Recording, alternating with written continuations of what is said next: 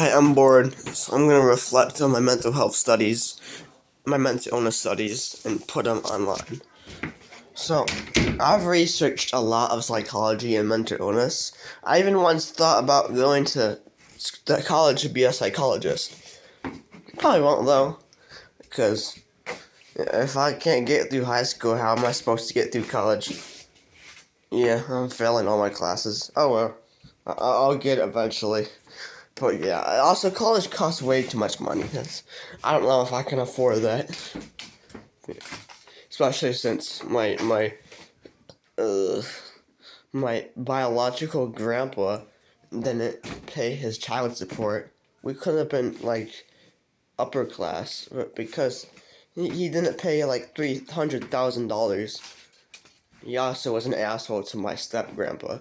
So, if you're watching biological grandpa, fuck you. Sorry, that was a bit explicit. Okay, so I don't know there's a few questions I asked myself. Which is my least hated mental illness to experience? Probably ADHD. It's not tearing my life apart as I feel it is. The others are. But then again, it's super annoying. I think it might have. Also, ADHD goes with a lot of other mental illness. It goes with autism, OCD, and depression. I'm pretty sure.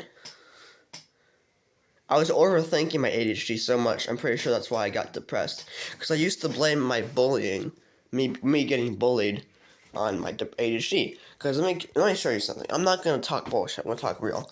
When I'm happy and excited, I don't know if this is some one of my other mental illness, but I know people with ADHD can get happy and excited more easily sometimes, and they laugh a lot more sometimes. But when I'm so I have sensory thing. I like this. I like the floor. So I'm autistic. I got OCD, depression, ADHD. Surprisingly, there's a lot of people with those selections of mental illness because they all go with ADHD for some reason. I don't even know. But when I feel happy, I'm bored. I just roll on the ground, or when I'm but imagine that more obnoxious for some reason. I don't know. Or when I'm super happy, I jump around and scream, and make bizarre noises. I'm not lying. Yeah, it's not bad though. It annoys my grandpa, but it doesn't annoy anyone else. My step grandpa. It might be a disruption in class. That's why I only do the floor. I lay on the floor in class. I don't jump.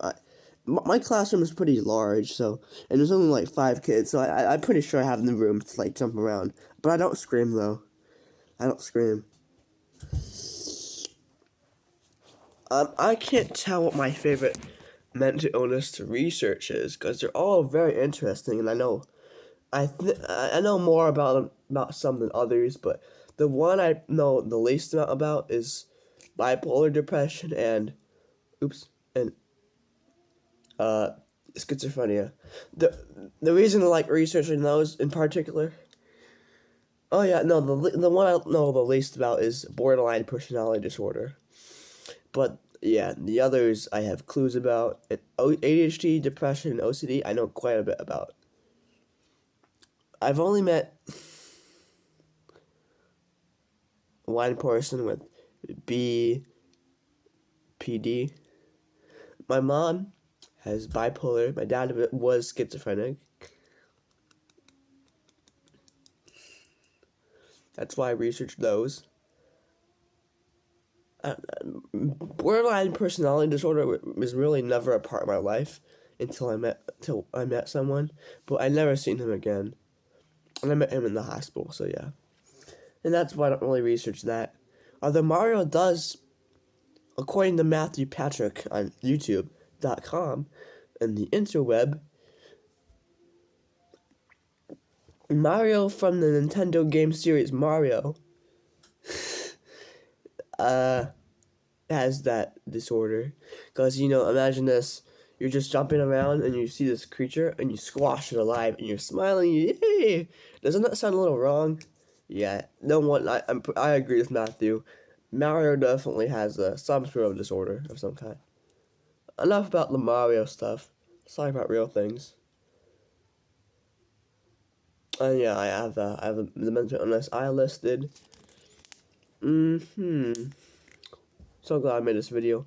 Sometimes I just feel like the need to talk to someone.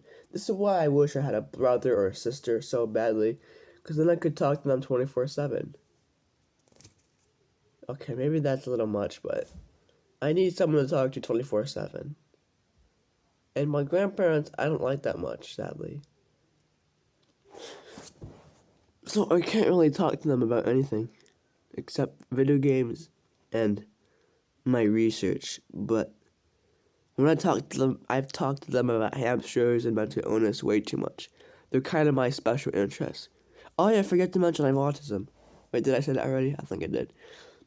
Me and my therapist think I'm like low on the spectrum. My mom, my grandma and grandpa just think that I'm just got autistic tendencies. But me and my therapist think, my other therapist and my other therapist think I'm at least somewhere on the spectrum.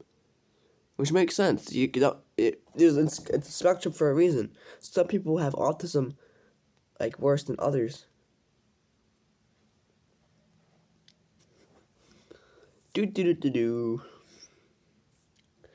And what's interesting is I actually diagnosed myself with OCD before my doctor did, because here's the thing. I'm very smart. I'm not gonna listen to those cognitive distortions anymore. I'm technically intelligent, very intelligent. Oh, my mom is listening to Wizard of Oz. Huh? I could hear that anywhere. Scary. There. So yeah, in late 2020, what's the day? Did it 2025 4? Late 2024, I was experiencing worsening symptoms of OCD. I've experienced OCD ever since like 5th or 6th grade. Yeah.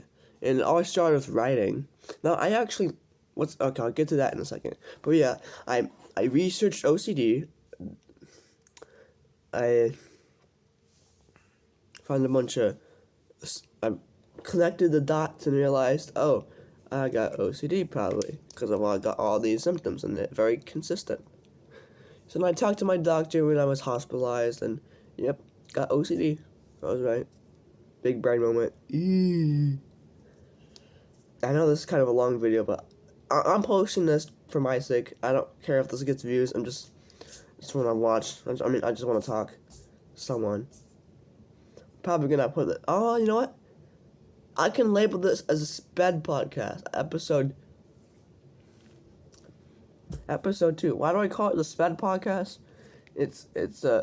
So Sped is like, I don't like the word Sped, but it can be used humorously in context, but is sometimes derogatory to mentally ill people or special needs. But the reason I picked it is the first episode was talking about the word Sped. That's why I named it the Sped podcast. Also, I'm kind of Sped. POV or Sped brother says something Sped, but you low-key agree. You remember that short? Watch a YouTube short about it. He's like, I like apples. I'm getting off topic. What was I saying? No, I forgot. Whenever I place down my phone on the couch or in a room, and then I go away from the room, my neck. I immediately forget where it is. Double chin. Yeah. You're never gonna see my face because this is a podcast, not a. Yeah. Excuse me. There. No, there. What was I saying? Oh, yeah. I absolutely hate OCD. At least I was. Also, bringing the topic back to what I was saying.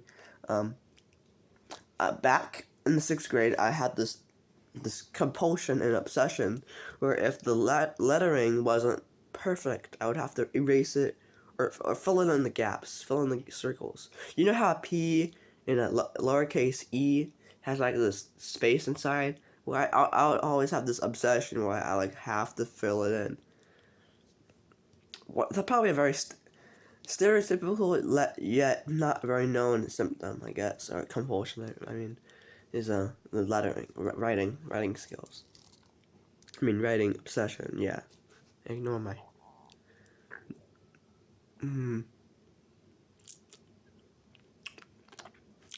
So, but then I realized if I just ignore it, maybe it'll go away, and it did, and that's what CBT literally is.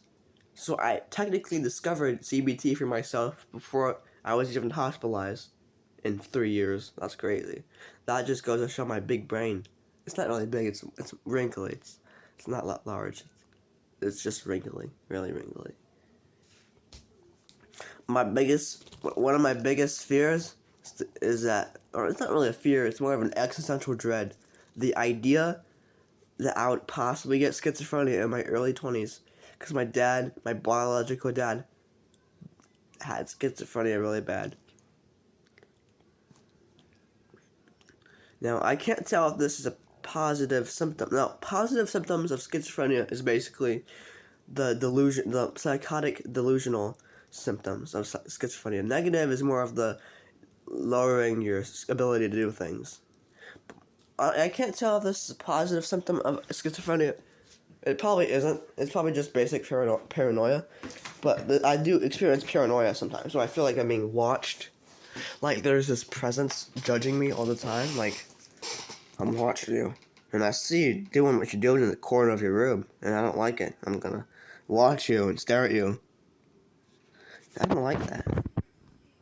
I don't like that.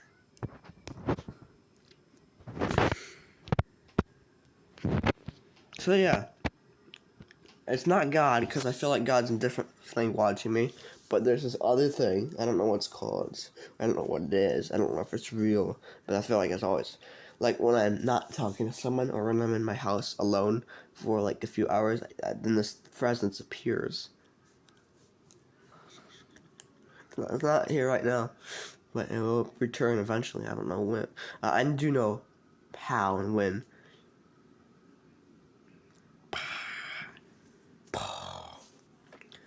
Thank you for watching Omega Entertainment. I hope you were entertained and have an Omega day.